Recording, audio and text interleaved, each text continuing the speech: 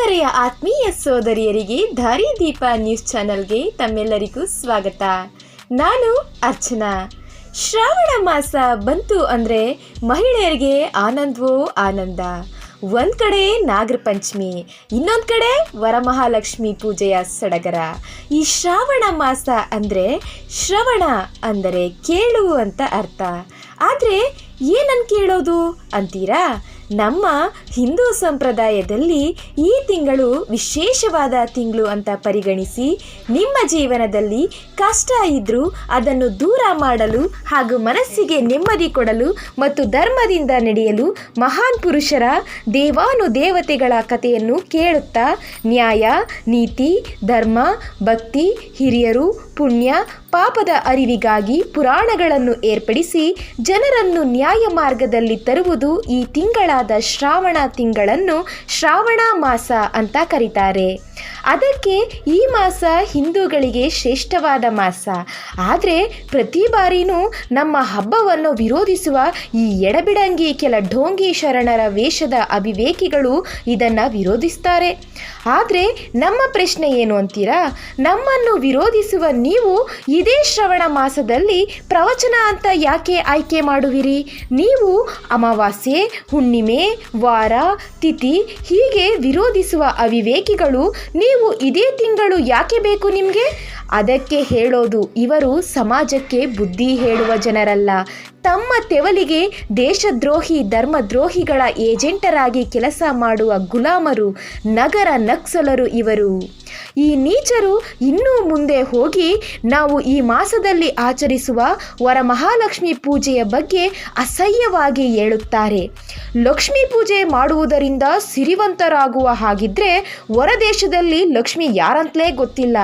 ಲಕ್ಷ್ಮಿ ಅಂದರೆ ಜೂಲಿ ಲಕ್ಷ್ಮೀನಾ ಅಂತ ಕೇಳ್ತಾರೆ ಎಂದು ಹಿಂದೂಗಳ ಆಚರಣೆಯ ಬಗ್ಗೆ ಲಘುವಾಗಿ ಬೊಗಳುವ ಈ ನಾಯಿ ದಾರಿ ಕಾಣದೆ ಬೀದಿ ಬೀದಿಯಲ್ಲಿ ನಾಯಿ ಥರ ತಿರುಗುವ ಹಾಗೆ ತಿರುಗುತ್ತಿದ್ದ ಈ ನಾಯಿ ಗತಿ ಇಲ್ಲದೆ ಮತಾಂತರಗೊಂಡು ಆಚಾರ, ವೇಷಭೂಷಣ, ಅನ್ನ, ಆಶ್ರಯ ಹಿಂದೂ ಧರ್ಮದಿಂದ ಪಡೆದು ನಮ್ಮನ್ನೇ ತೆಗಳುವ ಈ ಬೀದಿ ನಾಯಿಗೆ ನಮ್ಮ ಹಿಂದೂ ಮಹಿಳೆಯರು ಹೇಳುವ ಉತ್ತರ ಹೀಗಿದೆ: ಅವಿವೇಕಿ ಹಿಂದೂಗಳು ನಿಮ್ಮ ಹಾಗೆ ನೀಚ ಪ್ರವೃತ್ತಿ ಉಳ್ಳವರು ಅಲ್ಲ.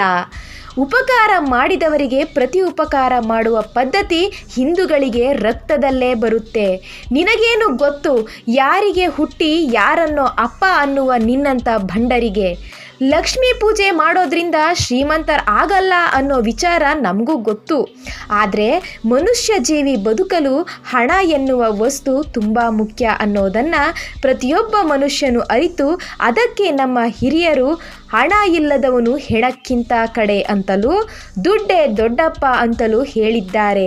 ಇದನ್ನು ಅರಿತ ಹಿಂದೂ ಧರ್ಮ ಇಂಥ ಬೆಲೆಬಾಳುವ ವಸ್ತುವನ್ನು ಲಕ್ಷ್ಮಿ ಅಂತ ಕರೆದು ಅದಕ್ಕೆ ಪೂಜೆ ಮಾಡಿ ಗೌರವ ಕೊಡುತ್ತೇವೆ ಹೊರತು ಪೂಜೆ ಮಾಡುವುದರಿಂದ ಶ್ರೀಮಂತರಾಗಲ್ಲ ಅನ್ನೋದನ್ನು ನಾವು ಅರಿತವರು. ನಿನ್ನಂಥ ಗಂಜಿ ಗಿರಾಕಿಯಿಂದ ಕಲಿಯಬೇಕಿಲ್ಲ. ನೀನು ಮೊದಲು ತಿಳ್ಕೊ. ಬಂಧುಗಳೇ, ನಾವು ಹಿಂದೂಗಳು ಯಾರಾದರೂ ಬಾಯಾರಿಕೆ ಅಂದರೆ ಒಂದು ಲೋಟ ನೀರು ಕೊಟ್ಟರೆ ಸಾಕು, ಅವರನ್ನೂ ಕೂಡ ದೇವರು ಅಂತ ಕರೆಯೋ ಗುಣ ನಮ್ಮ ರಕ್ತದಲ್ಲೇ ಬಂದಿದೆ. ಹೀಗಾಗಿ ನಾವು ಜೀವಿಸಲು ದೇವರು ಕೊಟ್ಟ ನೀರು, ಗಾಳಿ, ಅಗ್ನಿ, ಗಿಡ, ಪ್ರಾಣಿ, ಗುಡ್ಡ ಹೀಗೆ ಎಲ್ಲ ನಿಸರ್ಗವನ್ನು ಪ್ರೀತಿಸಿ ಪೂಜಿಸಿ ಗೌರವ ಕೊಡುವ ಶ್ರೇಷ್ಠ ಧರ್ಮ ಹಿಂದೂ ಧರ್ಮ. ಇಂಥ ಧರ್ಮವನ್ನು ಹೀಯಾಳಿಸುವ ಇವರು ಅನ್ಯ ಧರ್ಮದ ಗುಲಾಮರಾಗಿ ತಮ್ಮ ತೆವಲಿಗೆ ಹೊಟ್ಟೆ ಪಾಡಿಗೆ ತಮ್ಮನ್ನೇ ಮಾರಿಕೊಂಡ ನಗರ ನಕ್ಸಲರು.